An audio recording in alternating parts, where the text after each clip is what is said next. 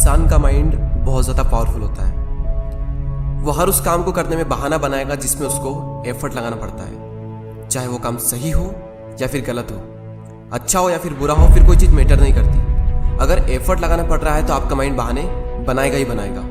पढ़ने में एफर्ट लगाना पड़ता है, इसलिए माइंड हमारे सामने बहाने की पूरी लिस्ट रख देता है कि सुबह जल्दी उठकर इसलिए नहीं पढ़ सकता क्योंकि रात को लेट सोए थे। तो क्यों सोए थे? किसने कहा था रात को लेट सोने के लिए? और फिर जब हम दिन में पढ़ने बैठते हैं तो भूख लगने लगती है और भूखे पेट पढ़ाई होती नहीं है, तो फिर हम खाना खाते हैं और इतना खा लेते हैं कि फिर तो और पढ़ाई नहीं होती है। फिर हम सोचते हैं कि पढ़ाई में तो मन लग नहीं रहा है, एक काम करता हूँ, थोड़ा सा मूड फ्रेश कर लेता हूँ, थोड़ा मोबाइल वगैरह चला लेता हूँ। और मूड फ्रेश होने की बजाय मूड और ज़्यादा खराब हो जाता है जब पता चलता है कि हमारा काफ़ी ज़्यादा टाइम वेस्ट हो चुका है सोशल मीडिया चलाने में। माइंड के पास में जब भी चॉइस होती है कि या तो वो काम करो जो अभी इसी वक्त तुम्हारे लिए सबसे ज़्यादा ज़रूरी है, या फिर वो काम करो जिसमें तुम्हें मज़ा आता है, तो माइंड वही करेगा जिसमें उसको मज़ा आता है।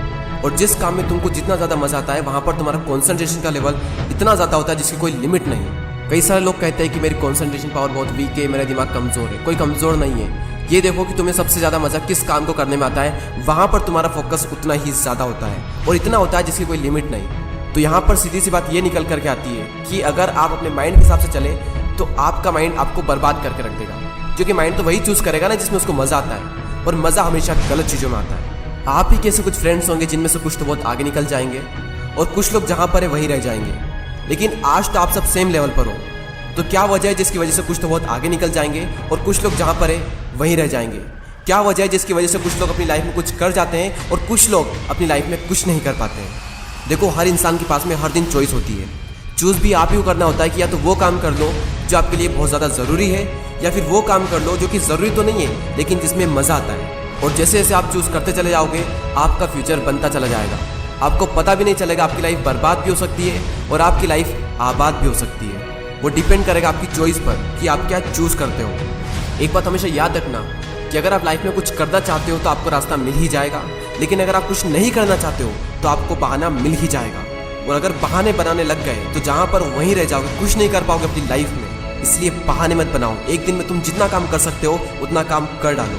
अपने आप को ये बात समझाओ कि मैं उन चीज़ों से इतना दूर भाग रहा हूँ जिस पे मेरा पूरा का पूरा फ्यूचर डिपेंड करता है, और मैं भाग क्यों रहा हूँ? सिर्फ मेंटल पेन से बचने के लिए। जबकि ये बात तो मुझे पहले से ही पता है कि बिना संघर्ष के इंसान मजबूत नहीं बन सकता।